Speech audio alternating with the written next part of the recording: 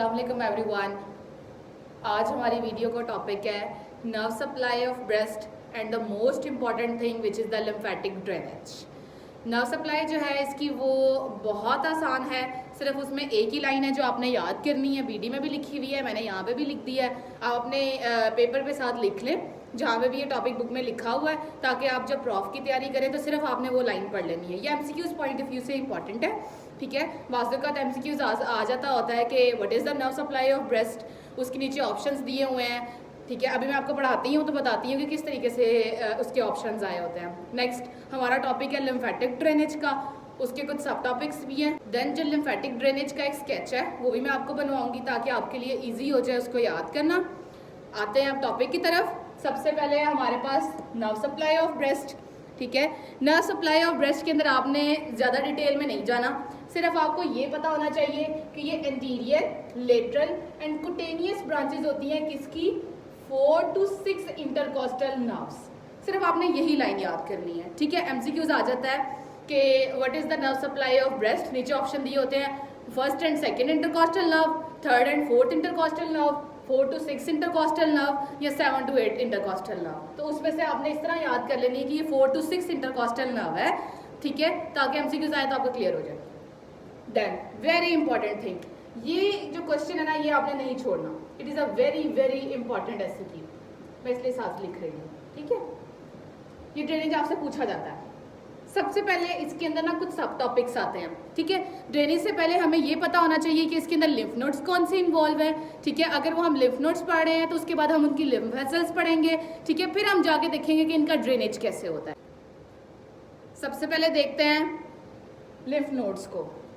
अच्छा, lymph nodes ना हमारे पास 3 टाइप्स हैं बेसिकली लिम्फ नोड्स की ना, मैंने यहाँ पे सारी बनाई हुई हैं, ठीक है। बुक में ना सिर्फ लाइंस प्रॉपर लिखी हुई हैं, उसको समराइज करके भी नहीं लिखा हुआ और एज सच उनको हाईलाइट भी नहीं किया हुआ। मैंने यहाँ पे आपको समराइज करके कुछ पॉइंट्स में लिख दिया है और साथ उनकी टाइप्स भी लिखी हैं ताकि आपको याद करने में आसानी हो। और अगर इनके एमसीक्यूज आता है तो आपने इसी तरह ही लिखना है, ठीक है।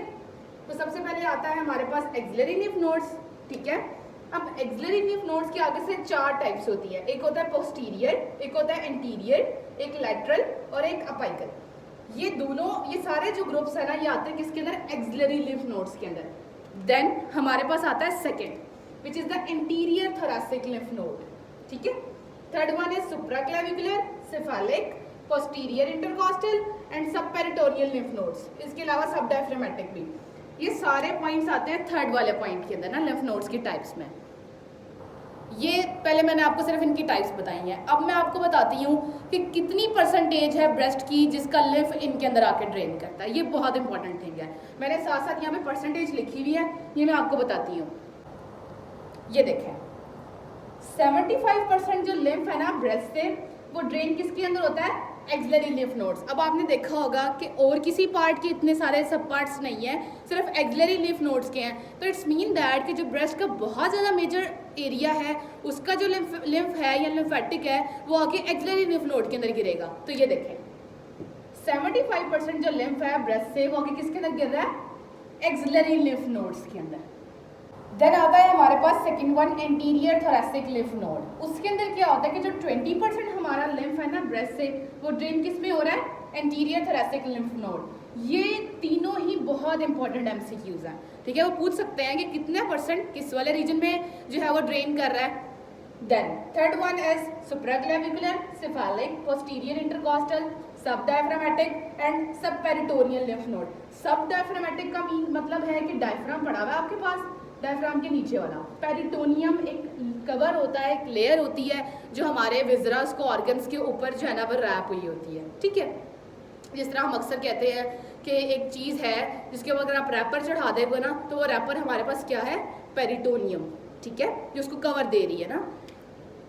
तो 5% जो लिम्फ है ब्रेस्ट का वो किसके अंदर आके गिर रहा है, पोस्टीरियर इंटरकॉस्टल लिम्फ नोड, ठीक है। पहले हमने कहा था कि 75% है एक्सिलरी लिम्फ नोड के अंदर, फिर हमने कहा कि 20% है एंटीरियर थोरैसिक लिम्फ नोड के अंदर, फिर हमने कहा कि जो 5% लिम्फ है from the breast that is drain into posterior intercostal lymph nodes, ठीक है।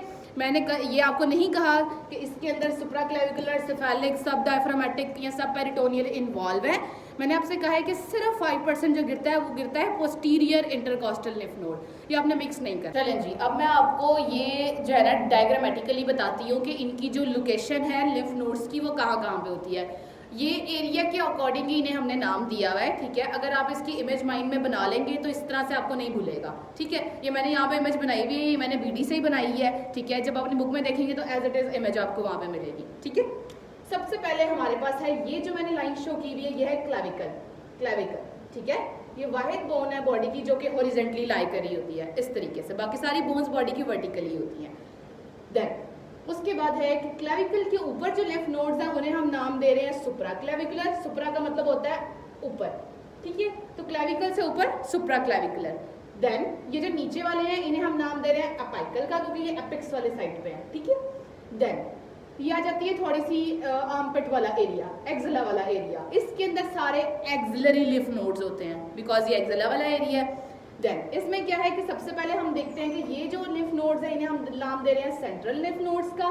उसके बाद ये जो लिम्फ नोड्स हैं एंटीरियर वाली साइड पे, इन्हें हम कहेंगे this one is anterior lymph nodes.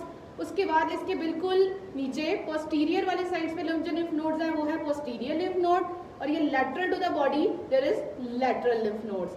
अब इन सारों को हम क्या कह रहे हैं, एक्सिलरी लिम्फ नोड्स, ठीक है। ये सारे इस ग्रुप में ऐड होते हैं। देन हमारे पास आते हैं इंटरनल मेमोरी लिम्फ नोड्स, वो इस वाली साइड पे पड़े होते हैं। अब हम करने लगे हैं लिम्फ वेसल्स, जो कि दूसरा सब टॉपिक है किसके अंदर, लिम्फेटिक ड्रेनेज के अंदर। पहले हमने पढ़ा था लिम्फ नोड्स, ठीक है। अब हम पढ़ने लगे हैं लिम्फेटिक वेसल्स। उसके बाद मैं आपको बताऊंगी कि ड्रेनेज कैसे होता है, ठीक है। पहले हमें लिम्फ नोड्स का पता होना चाहिए जो हमने पढ़ ली हैं, उसके बाद हमें लिम्फ वेसल्स का पता होना चाहिए। देन हम मेन चीज़ की तरफ आएंगे जो कि है लिम्फेटिक ड्रेनेज। आपको क्वेश्चन इस तरह से भी आ सकता है कि लिम्फ नोड्स कौन कौन से होते हैं, लिम्फेटिक ड्रेनेज बता दें, और जो लिम्फ वेसल्स हैं वो मेनली आपको एमसीक्यूज में ही आएंगी, एससीक्यूज में ऐसा नहीं आ सकती हैं, ठीक है। लिम्फ वेसल्स करते हैं। लिम्फ वेसल्स बहुत ईजी हैं, इसके दो जो है आगे से पॉइंट्स हैं। सबसे पहले है superficial lymphatics, second one is deep lymphatics. जो सुपरफिशियल लिम्फेटिक्स है वो सारे एरिया को ब्रेस्ट के सप्लाई तो करता है, ठीक है, लेकिन इसमें ये दो पार्ट्स निपर और एल्व्यूला का पार्ट इन्वॉल्व नहीं होता। सेकंड वन जो डीप लिम्फेटिक्स है वो पूरे पैरेन्काइमा को जो है ना ब्रेस्ट के सप्लाई करता है, चाहे उसमें निपल इन्वॉल्व है चाहे उसमें एरुला इन्वॉल्व है, ये दोनों में डिफरेंस है। एक सप्लाई करता है एक नहीं करता। सुपरफिशियल है तो इसलिए आसानी से याद रहेगा कि ये सारे एरिया को तो कर रहा है ड्रेन, लेकिन ये इन दो पार्ट्स को नहीं कर रहा। जो दूसरे वाला है डीप लिम्फेटिक्स है, इट्स मीन दैट कि वो ऑल ओवर द ब्रेस्ट को ड्रेन करेगा, ठीक है। अब आती है वो चीज़ जो सबसे ज़्यादा इंपॉर्टेंट है और जो आपके एससीक्यूज में आएगी, वो है लिम्फेटिक ड्रेनेज। बुक में मैंने आपको पहले भी बताया कि ये लाइंस में लिखा हुआ है और बहुत ज़्यादा लिखा हुआ है, ठीक है। इतना ज़्यादा आप लिखेंगे आपको भी पता नहीं चलेगा और एग्जामिनर को भी नहीं समझ आएगी, इसलिए आप ये स्केच बना लें, ठीक है। इसको आप बेशक लाइंस की फॉर्म में लिख दीजिएगा या इस तरह ही ड्रॉ कर दीजिएगा। सबसे पहले क्या है कि एक्सिलरी लिम्फ नोड्स, जो एक्सिलरी लिम्फ नोड्स हैं उसमें इंटीरियर भी आता है, पोस्टीरियर भी आता है, लैटरल भी आता है, सेंट्रल भी आता है, अपाइकल भी आता है। लेकिन ये ड्रेन किस तरह से होते हैं, सबसे पहले जो एक्सिलरी लिम्फ नोड है उनमें से जो लिम्फ होता है वो जाता है posterior and anterior lymph node के अंदर, फिर वहां से वो जाता है लेटरल और सेंट्रल के अंदर, देन वो जाता है अपाइकल और लास्ट में वो चला जाता है सुप्राक्लेविकुलर लिम्फ नोड। इस डायग्राम के अंदर मैं आपको बताती हूँ। ये देखें, हमने क्या कहा कि एक्सिलरी लिम्फ नोड पोस्टीरियर और एंटीरियर लिम्फ नोड है, जो ये दोनों anterior and posterior lymph node, यहाँ से कहाँ जाएगा सारा लिम्फ, लैटरल, ये दिस वन इज लैटरल और सेंट्रल लिम्फ नोड के अंदर, फिर वहां से वो जाएगा अपाइकल के अंदर, देन लास्ट में वो जाएगा सुप्राक्लेविकुलर लिम्फ नोड के अंदर। इस तरह से लिम्फेटिक ड्रेनेज हो रहा है। देन लिम्फेटिक्स जो हमारे लोअर और इनर क्वाड्रेंट ऑफ ब्रेस्ट से आ रहा होता है, वो क्या करता है कि कोस्टल मार्जिन को क्रॉस करता है, जो हमारी एब्डोमिनल वॉल होती है उसको पियर्स करता है, देन वो चला जाता है सब पेरिटोनियल और सब डायफ्रामेटिक लिम्फ फ्लेक्सेस के अंदर। अगर आपको एससीक्यू आता है तो आप पहले ये बना दें, फिर आप ये बना दें जैसे मैंने अभी बोर्ड पे ड्रॉ किया हुआ है, नहीं तो आप अगर आप इसे लाइंस के अंदर पॉइंट्स की फॉर्म में भी लिखेंगे तब भी ठीक है। इसके अलावा एक दो लाइंस और भी लिखी हुई हैं बुक में, अगर वो भी याद रहती हैं तो बहुत अच्छी बात है, वो भी आप लिख दीजिएगा, लेकिन जो मेन उसकी समरी है और जो मेन कंटेंट है वो मैंने यहाँ शेयर किया हुआ है। आप यही डायग्राम अपनी, यही जो आपके सारे वो पॉइंट्स हैं ये आप इसको लिख लें, ठीक है, और यही आपने क्वेश्चन आएगा तो ये लिख दीजिएगा। So guys, you are watching the channel Dr. Amana Saeed.